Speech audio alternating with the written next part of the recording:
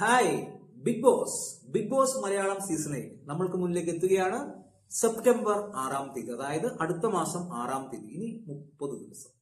ഇതിനിടയിൽ അഗ്നിപരീക്ഷ തുടങ്ങുന്നുണ്ട്. ഇപ്പോ 7 സീസണുകൾ കഴിഞ്ഞു. ഈ 7 സീസണുകളും കണ്ട ആളാണ് ഞാൻ. നിങ്ങളിൽ പലരും ഈ 7 സീസണുകളും കണ്ടു കാണും. ഇതിൽ പല സീസണുകളും നമുക്ക് ഒട്ടും വർക്കാവാത്തതാണ്. ചിലത് ഒത്തിരി ഇഷ്ടമാവുകയും ചെയ്തു. ഈ 7 സീസണുകളിൽ എനിക്ക് ഏറ്റവും ഇഷ്ടപ്പെട്ട സീസൺ ഏതാണ്, ഏറ്റവും മോശം സീസൺ ഏതാണ് എന്നൊക്കെയാണ് ഞാൻ പറയാൻ പോകുന്നത്. അത് ഓരോ സ്ഥാനമായിട്ട് ഞാൻ പറയാം. നിങ്ങൾക്കും അതേ അഭിപ്രായമാണെങ്കിൽ കമന്റ് ബോക്സിൽ രേഖപ്പെടുത്തണം. ഓക്കെ. എന്നെ സംബന്ധിച്ച് ഏറ്റവും മോശം സീസണായിട്ട്, അതായത് എനിക്ക് തല്ലിപ്പൊളി സീസണായിട്ട് തോന്നിയ സീസൺ, ഞാൻ 7ാം സ്ഥാനം കൊടുക്കുന്ന ആ സീസൺ ബിഗ് ബോസ് സീസൺ 5 ആണ്. അതിനുള്ള പ്രധാനപ്പെട്ട കാരണം ആ സീസണിൽ മത്സരിക്കാൻ ആളുണ്ടായിരുന്നില്ല എന്നുള്ളതാണ്. അതായത് അഖിൽ മാരാർ എന്ന ഒരു മികച്ച ഗെയിമർ അവിടെ ഉണ്ടായിരുന്നു. പക്ഷെ അഖിൽ മാരാറോട് മത്സരിക്കാൻ അവിടെ ആരും ഉണ്ടായിരുന്നില്ല എന്നുള്ളതാണ് എടുത്തു പറയേണ്ട ഒരു കാര്യം. അതായത് തുടക്കം തന്നെ ഞങ്ങൾ തോറ്റു, അഖിലേട്ടൻ കപ്പെടുത്തിട്ട് പോകും എന്നുള്ളൊരു ധാരണയിലാണ് എല്ലാവരും വന്നിരിക്കുന്നത്. അതുകൊണ്ട് തന്നെ ആ സീസൺ കാണാൻ വളരെ ബോറായിരുന്നു. ഒട്ടും വർക്കാവാത്ത സീസൺ, അതായത് എനിക്ക് ഒട്ടും വർക്കാവാത്ത ഒരു സീസൺ ആയിരുന്നു ഈ പറയുന്ന ബിഗ് ബോസ് സീസൺ 5. 6ാം സ്ഥാനം ഞാൻ കൊടുക്കുന്നത് ബിഗ് ബോസ് സീസൺ 6 തന്നെയാണ്. അതിനുള്ള പ്രധാനപ്പെട്ട കാരണം വെറുപ്പിച്ച ഒരു സീസണാണ്. ജബ്രിയില്ലേ, ജാസ്മിൻ ഗബ്രി.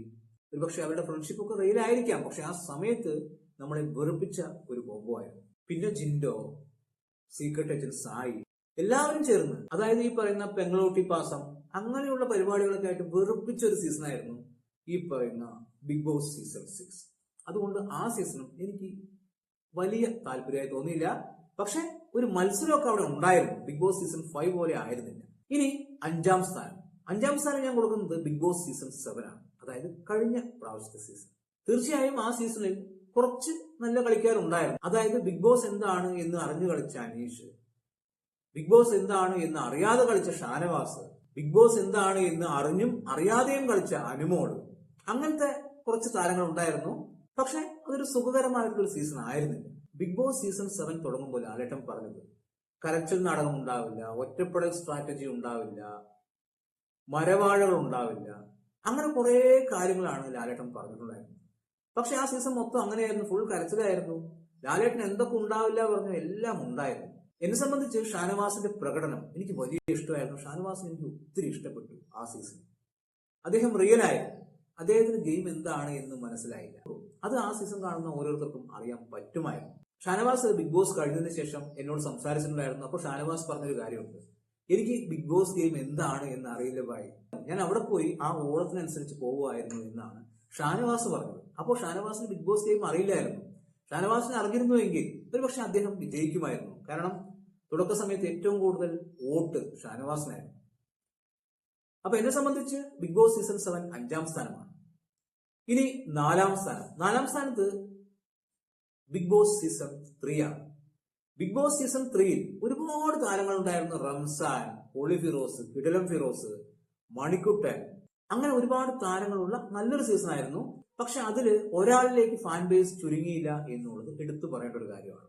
എല്ലാവർക്കും അത്യാവശ്യം ഫാൻ ബേസ് കിട്ടി. മണിക്കുട്ടനായിരുന്നു വിജയിയെങ്കിലും അത്യാവശ്യം എല്ലാവർക്കും ഫാൻ ബേസ് കിട്ടിയ ഒരു സീസൺ ആയിരുന്നു. എല്ലാവരും ഒന്നിനൊന്ന് മെച്ചമായിരുന്നു.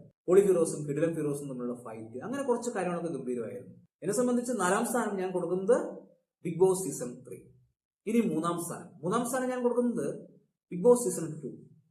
രജിത് കുമാർ താണ്ഡവമാടിയ സീസൺ. പക്കാ ഗെയിം. ബിഗ് ബോസ് എന്നത് ഒരു ഗെയിമാണ് എന്ന് നമ്മൾക്ക് പറഞ്ഞു തന്ന വ്യക്തിയാണ് ഈ പറയുന്ന രജിത് കുമാർ. അദ്ദേഹത്തിന്റെ സ്ട്രാറ്റജി, അദ്ദേഹം മുന്നോട്ട് പോയ രീതി, പിന്നീട് പല ആൾക്കാരും അത് അനുകരിച്ചു. അതായത് രജിത് കുമാർ എന്ന ഗംഭീരമായിട്ടുള്ള ഒരു ബിഗ് ബോസ് പ്ലെയർ അതിലൂടെയാണ് ഉണ്ടായത്. അതായത് രജിത് കുമാർ ആ സീസൺ അങ്ങ് തൂക്കി എന്ന് പറയുന്നതായിരിക്കും ഏറ്റവും ശരി. അദ്ദേഹം പുറത്തായി വരുമ്പോൾ എയർപോർട്ടിൽ എന്തായിരുന്നു സ്വീകരണം. അന്ന് കോവിഡ് കാലമാണ്, അതായത് കോവിഡിന്റെ തുടക്ക സമയമാണ്. ഏകദേശം അവസാനിക്കുന്നതിന് തൊട്ട് മുൻപ് അവസാനിപ്പിച്ച ഒരു സീസണാണ്. ആരാണ് വിജയി എന്ന് ആർക്കും അറിയില്ലായിരുന്നു. അപ്പൊ രജിത് കുമാറിന്റെ സീസൺ ആയിരുന്നു സീസൺ 2. ഇനി ഏറ്റവും ഇഷ്ടപ്പെട്ട 2ാമത്തെ സീസൺ, തീർച്ചയായും അത് സീസൺ 1, അതായത് ആദ്യത്തെ സീസൺ. ഒരുപക്ഷെ അത് ഇപ്പോഴായിരുന്നു എങ്കിൽ പല മാറ്റങ്ങളും സംഭവിച്ചേനെ. ഗംഭീരമായിട്ടുള്ള പ്ലേയേഴ്സ് ഉള്ള ഒരു സീസൺ, എല്ലാവരും കട്ടയ്ക്ക് മത്സരിച്ച ആ സീസൺ.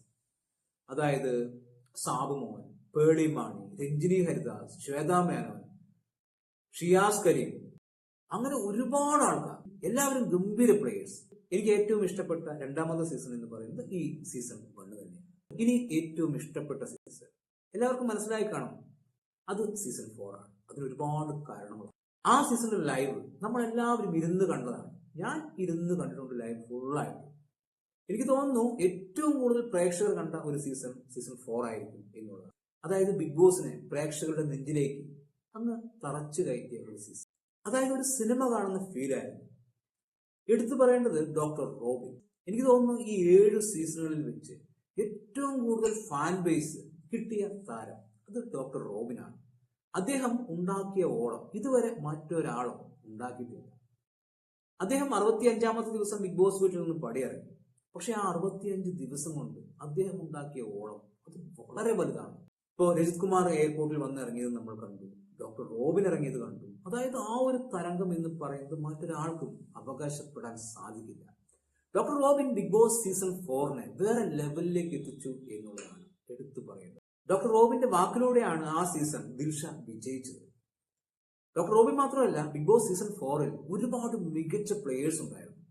അതായത് ജാസ്മിൻ, റിയാസ്, ബ്ലസ്ലി, ദിൽഷ, ലക്ഷ്മിപ്രിയ, അങ്ങനെ ഒരുപാട് മികച്ച താരങ്ങൾ ബിഗ് ബോസ് സീസൺ 4 ഉണ്ടായിരുന്നു.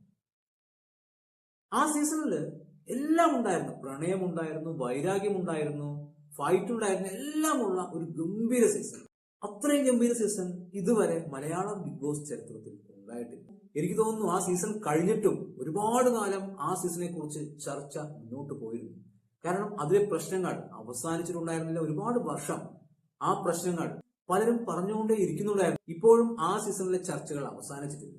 അതായത് ഗംഭീരമായിട്ടുള്ള സീസൺ ആയിരുന്നു. ഡോക്ടർ റോബിൻ തകർത്താടിയ ഒരു സീസൺ, എനിക്ക് ഏറ്റവും ഇഷ്ടപ്പെട്ട സീസൺ. നിങ്ങളിൽ പലർക്കും പല അഭിപ്രായമായിരിക്കാം. ഒരുപക്ഷെ നിങ്ങൾക്ക് സീസൺ 4 ഇഷ്ടമായിട്ടുണ്ടാവില്ല, സീസൺ 1 ആയിരിക്കാം, അല്ലെങ്കിൽ സീസൺ 5 ആയിരിക്കാം കൂടുതൽ ഇഷ്ടം. അപ്പോൾ എന്നെ സംബന്ധിച്ച് എനിക്ക് ഏറ്റവും ഇഷ്ടം ബിഗ് ബോസ് സീസൺ 4. 2ാം സ്ഥാനത്ത് ബിഗ് ബോസ് സീസൺ 1, 3ാം സ്ഥാനം ബിഗ് ബോസ് സീസൺ 2, 4ാം സ്ഥാനം ബിഗ് ബോസ് സീസൺ 3, 5ാം സ്ഥാനം ബിഗ് ബോസ് സീസൺ 7, 6ാം സ്ഥാനം ബിഗ് ബോസ് സീസൺ 6, ഏറ്റവും അവസാനം ബിഗ് ബോസ് സീസൺ 5. അപ്പോൾ നിങ്ങളുടെ അഭിപ്രായം എന്താണ് എന്ന് കമന്റ് ബോക്സിൽ കമന്റ് ചെയ്യുക. വീഡിയോ സബ് ചെയ്യാനും മറക്കരുത്. ഓക്കെ, അപ്പോൾ പുതിയൊരു വീഡിയോയുമായി കാണുന്നവരെ ബൈ ബൈ.